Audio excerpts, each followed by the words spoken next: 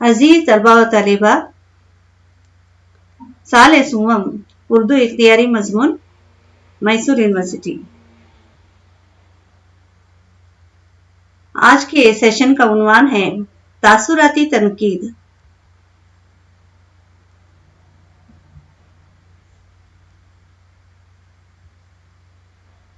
اس session کے مین content ہیں مغربی نقادوں کے اقوالوں کے نظریات، تاثراتی تنقید کی حقیقت و نوعیت کیا ہے، ادبی فن پارے کو پرکھنے کا پیمانہ، اردو نقادوں کے تاثراتی نظریات۔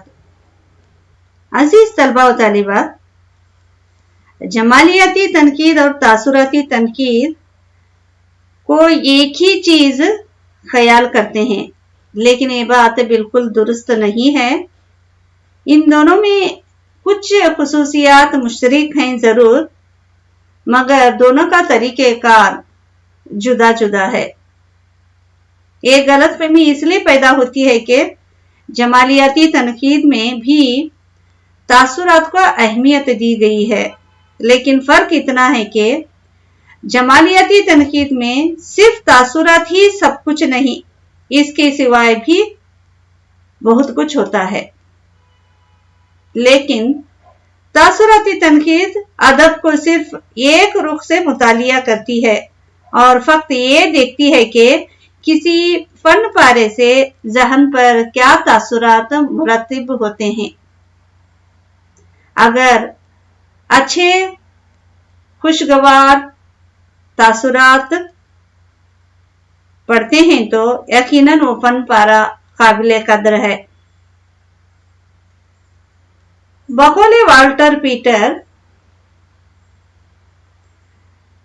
تنقید نگار کی ذمہ داری بس اتنی ہے کہ وہ انہیں ان کے اصل روپ میں دیکھے اور ان کے بارے میں اپنے تاثرات بیان کرے۔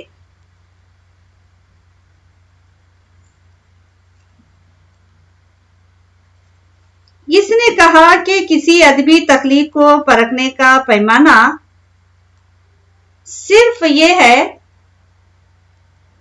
کہ کوئی فن پارے کے مطالعے کے بعد ذہن پر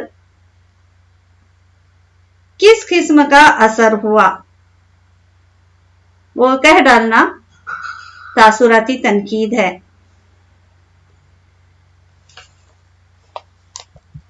بقول اسپینگارن، وہ کہتا ہے فن پارے سے تاثرات قبول کر کے اظہار کر دینے کا نام تاثراتی تنقید ہے۔ یعنی کوئی فن پارا قاری پڑھنے کے بعد اس کا ایکسپریشن کر دینا، اظہار خیال کرنا تاثراتی تنقید کہلاتا ہے۔ مثال کے طور پر کوئی ایک دلکش نظم پڑھ لی تو یہ کہہ دینا کہ یہ ایک دلکش نظم ہے، اسے پڑھ کر میرے دل میں مسرت کی ایک لہر سی دوڑ گئی۔ بس اتنا کہہ دینا کافی ہے، اس سے زیادہ میری کوئی ذمہ داری نہیں۔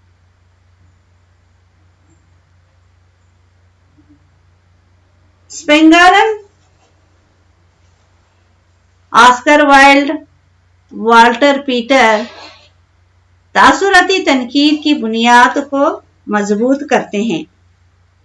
ان تینوں نے تنقید کے دبستان کی بنیاد کو مستحکم کیا۔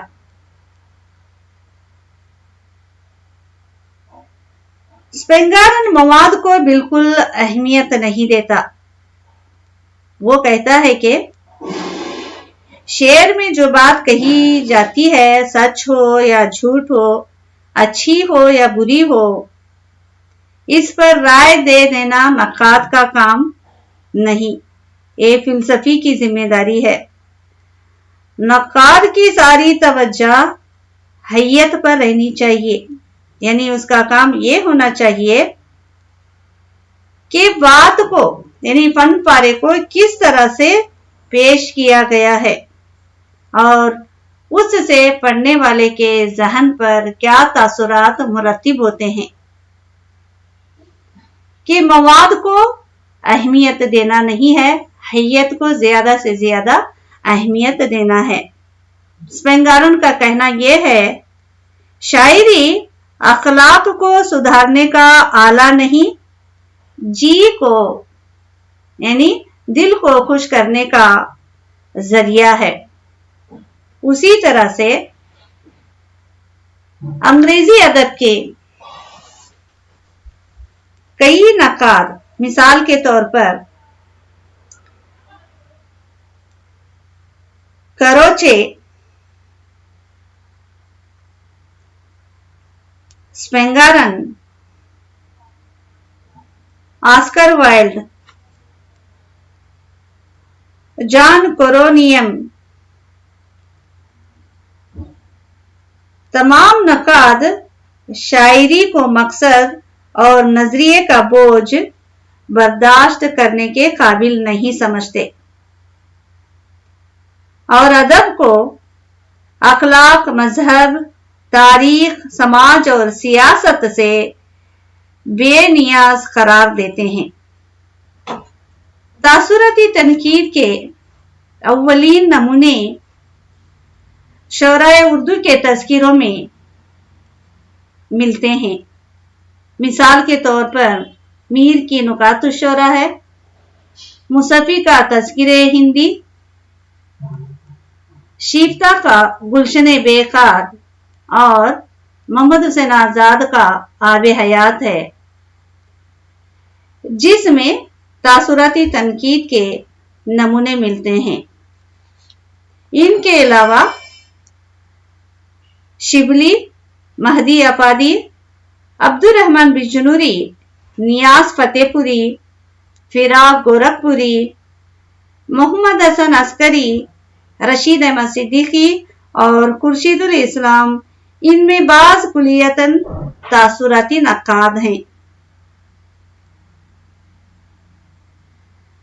मोहम्मद हुसैन आजाद जो तासुराती तनकीद से मोहम्मद हुसैन आजाद सर सैयद तहरीक से मुतासिर थे।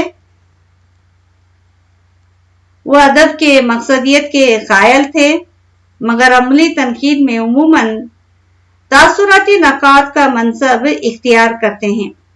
वो आबे हयात में फरमाते हैं, जो कैफियत वो यानी शायर आप उठाता है, उसके लिए ढूंढता रहता है कि कैसे लफ्ज हों और किस तरह उन्हें तरतीब दूं, ताकि जो कैफियत इसके देखने से मेरे दिल पर तारी है, वही कैफियत सुनने वालों के दिल पर छा जाए। उसी तरह अल्लामा शिबली का शुमार उर्दू तनकीद के बानियों में होता है। उलमाए मशरिक की तनकीदी ख्यालात से वो भी पूरी तरह बाखबर थे। उन्होंने बड़ी फिक्र अंगेज बातें कही हैं। उन्होंने शेर की तारीफ में चंद तासुराती रुझान का अंदाजा इनके एक इक्तबास से होता है। जो जज्बात अल्फाज के जरिए से अदा हों, वो शेर हैं, और चूंकि सुनने वाले के दिल में भी वही असर तारी होता है जो साहबे जज्बा के दिल पर तारी हुआ है, इसलिए शेर की तारीफ यूं भी कर सकते हैं कि जो कलाम इंसानी जज्बात को बरा नगेख्ता करे और इनको तहरीक में लाए, वो शेर है। महदी अफादी का शुमार उर्दू अदब के बड़े नकादों में होता है। उन्होंने अपनी तनकीदी किताबें, तनकीदी मज़ामीन अफादात महदी में तासुराती तनकीद के इशारे मिलते हैं। इनकी किताब के मुतालिए से अंदाजा होता है कि सर तासर तासुराती हैं। उसी तरह से मसलन अकबर الہ آبادی کے بارے میں وہ یہ رائے دیتے ہیں، جو فکرے ان کی زبان سے نکلتے ہیں انشا پردازی کے جواہر ریزے ہوتے ہیں، جو اکبر الہ آبادی کی شاعری سے متاثر ہو کر مہدی آبادی کے تنقیدی اشارے میں اشارہ کرتے ہیں۔ اسی طرح نیاز فتح پوری اردو ادب کے معروف نقادوں میں شمار ہوتا ہے۔ وہ اپنی ایک تحریر میں فرماتے ہیں، ہم شفق کی رنگینیوں سے متاثر ہوتے ہیں اور اس کا اظہار کرتے ہیں۔ یہ بھی شعر ہے۔ ہم جب آسمان میں قوس و خزر کو دیکھتے ہیں اور بے اختیار کلمات تحسین زبان سے نکل جاتے ہیں، یہ بھی شعر ہے۔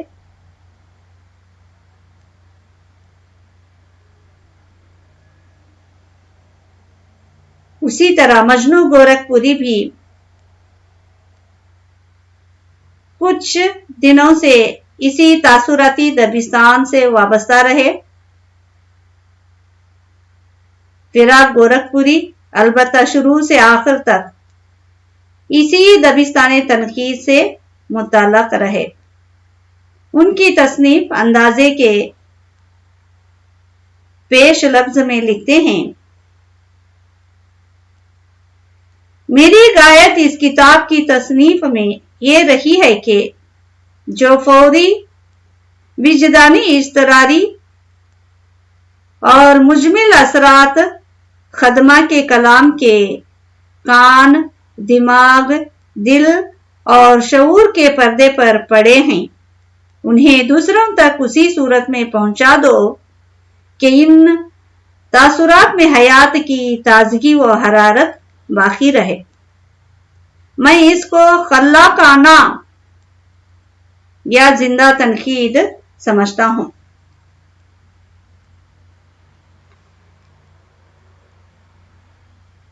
عبدالرحمن بجنوری کے تصنیف میں جو محاسن کلام غالب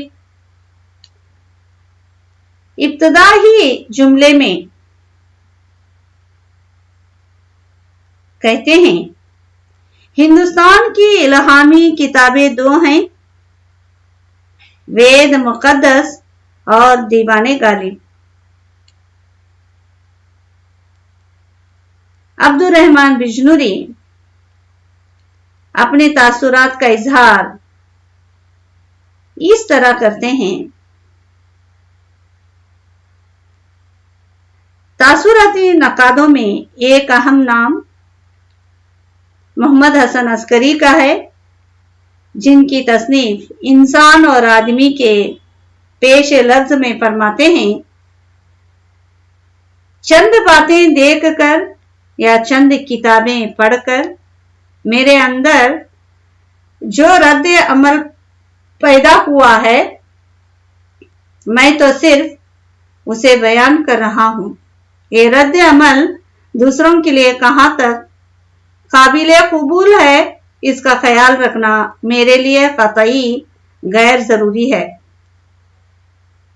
تو اسی طرح پروفیسر رشید احمد صدیقی اردو کے معروف انشا پردازوں میں شمار ہوتا ہے۔ ان کے تمام تحریروں میں جو چیز قاری کو بطور خاص اپنی طرف مبذول کرتی ہے، وہ ان کا پرلطف اور حسب ضرورت طنز آمیز انداز تحریر ہے۔ انہوں نے متنوع موضوعات کا انتخاب کیا، ان میں تنقید بھی شامل ہے، جس کا نمونہ یہ ہے۔ وہ کہتے ہیں، شاعر کی زبان سے عالم بے خودی میں ایک ترانہ نکل جاتا ہے جو سامعہ سے दिमाग तक पहुंचकर हमको वारफते हस्ती कर देता है। गोया तनकीदी मज़ामीन में भी इनकी तवज्जो का मरकज ज़बान रहती है और वो अंदाज भी तासुराती तनकीद का इख्तियार करते हैं। ऐसी ही एक और हमागीर शख्सियत प्रोफेसर खुर्शीदुल इस्लाम की है। वो भी शायर हैं, इंशाइया निगार हैं और साथ ही नक्काद भी हैं। इनके यहाँ भी तासुराती तनकीद के नमूने मिल जाते हैं, मगर इनके बेशतर मज़ामीन साइंटिफिक और जमालियाती तनकीद की कसौटी पर पूरा उतरते हैं। बहरहाल तासुराती दबिस्तान का असर उर्दू तनकीद पर बहुत गहरा है और इसकी झलक हर तनकीद निगार के यहाँ कहीं न कहीं नजर आ ही जाता है। शुक्रिया।